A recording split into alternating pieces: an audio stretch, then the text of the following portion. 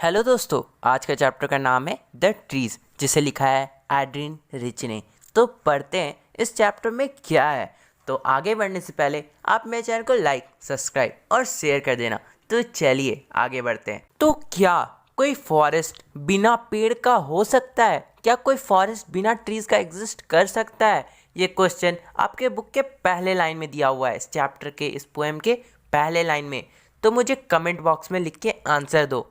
मेरे हिसाब से नहीं हो सकता। और एक बात बता दूं, इस चैप्टर में जो ट्रीज है वो फीमेल को इंडिकेट कर रहा है, यानी कि आप ट्रीज की जगह फीमेल को रख के देख सकते हैं, भावनाओं में, वर्ड्स में नहीं। हमारा जो फर्स्ट स्टैंजा है, the trees inside are moving out से लेके full of trees by morning, यहाँ तक पोएट क्या बताना चाह रहे हैं, चलिए जानते हैं। अंदर के जो पेड़ हैं वो अब जंगल से बाहर जा रहे हैं। जंगल आजकल बिल्कुल खाली हो गया है। कोई पक्षी जंगल में नहीं बैठा करती, कोई भी इंसेक्ट जो है वहाँ नहीं छुपा करती। सन जो है वो अपनी पैर परछाई में, अपनी ही परछाई में सन अपनी पैर नहीं रखा करता। यार, आपको पहले अजीब नहीं लगा? जो पेड़ होता है वो बाहर नहीं निकल सकता, पेड़ तो चल ही नहीं सकता। तो मैंने आपको क्या बोला था, पेड़ जो है, यहाँ जो ट्री है वो वुमेन को सिंबलाइज कर रहा है। तो यहाँ पे वुमेन बोल सकते हैं हम कि वुमेन जो है अब वो बाहर निकल रही है। जैसे चारों तरफ बाहर में मेन छाए हुए थे, अब वहाँ वुमेन भी पहुँच रही है। और यहाँ जो जंगल है वो बेसिकली घर को बोला जा रहा है। तो बोला जा रहा है कि वुमेन जो अपने घर से बाहर निकल गई है, जहाँ पे जो बाहर की दुनिया थी, जहाँ पे कीड़े मकोड़े नहीं छुपा करते थे, पक्षी नहीं जाया करती थी, जो सन होता था वो अपनी ही परछाई में अपना पैर नहीं रखा करता था, अब वो सब हो रहा है। जो ये खराब दिन थे, एम्प्टी दिन थे, अब वो जल्दी मॉर्निंग में, सुबह में बदलने वाले हैं। Second stanza, all night the roots work से लेके टू द क्लिनिक डोर, इसमें क्या बताया जा रहा है? इसमें बताया जा रहा है कि ट्रीज़ की जो रूट है वो अपने आप को क्रैक करने की कोशिश कर रही है, तोड़ने की कोशिश कर रही है, क्योंकि उन्हें वहाँ से बाहर निकलना है, अपनी जंगल से बाहर निकल के बाहर जाना है, बाहर की दुनिया में जाना है। यहाँ वोमेन को सिंबलाइज किया जा रहा है कि वोमेन जो है वो अपनी घर की प्रॉब्लम को छोड़ के बाहर निकलने की कोशिश कर रही है। जो ट्रीज़ की लीव्स होती है वो ग्लास की ओर बेंड किए जा रही है। ग्लास मतलब बेसिकली बाहर की बात हो रही है।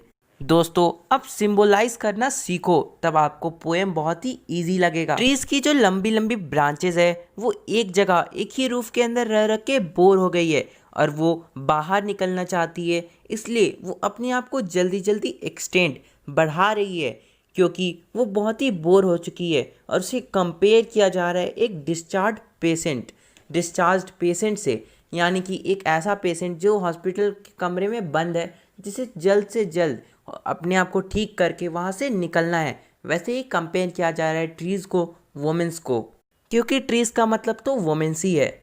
यार, इस पोएम में बाहर निकल के मत बोल देना कि मैं बोल रहा था कि ट्रीज़ का मतलब वुमेन्स होता है। दोस्तों, अब जो हमारा लास्ट स्टैंजा है, आई सिट इनसाइड से लेके द टॉलेस्ट ओक तक, तो जानते हैं इस पैराग्राफ में क्या बताया गया है। यहाँ पे पोएट कह रही है कि वो बैठी हुई है, डोर जो है वो वरांडा में खुला हुआ है और वो बहुत ही लंबा लेटर लिख रही है। पर मैं अब ये नहीं लिख रही कि वोमेन जो है वो अब घर से बाहर जा सकती है, वोमेन घर से बाहर जाने के लिए तैयार है, मैं ऐसा बिल्कुल भी नहीं लिख रही। और वो बोल रही है कि जैसे कि मून होता है जो रात में साइन करता है, वैसे ही वोमेन भी अब रेडी है साइन करने के लिए, चमकने के लिए। पूरा स्काई खुला हुआ है और जो लीव्स और लीचन का स्मेल है वो मेरे रूम तक आ रहा है, जहाँ पे मैं लेटर लिख रही हूँ।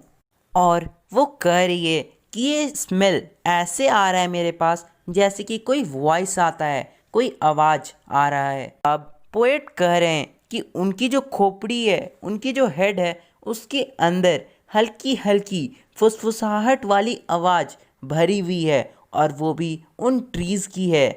पर वो आवाज़ कल शांत हो जाएगा, ध्यान से सुनो, देखो, सुनो। वो जो ग्लास है वो टूट रहा है, यानी कि वो जो ट्रीज़ है उनका रूट्स टूट रहा है। या फिर दूसरे वे में ले तो वुमेन्स जो है, देखो, वुमेन्स जो है, सुनो, वो बाहर आ रही है। ये रात का समय है और ट्रीज जो है वो आगे बढ़ना शुरू कर दी है, यानी कि वोमेन्स अब बाहर आने लगी है।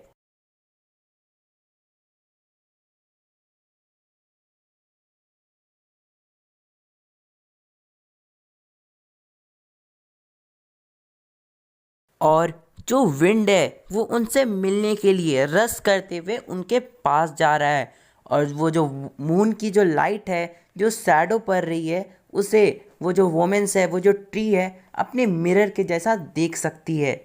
और यहाँ पे जो मून है जो कि एक रिफ्लेक्टिंग ऑब्जेक्ट, एक मिरर का काम कर रहा है, उसका एक टुकड़ा उसके नीचे, ओक ट्री के नीचे दिख रहा है, जो कि ओक ट्री का क्राउन के जैसा, ताज के जैसा काम कर रहा है।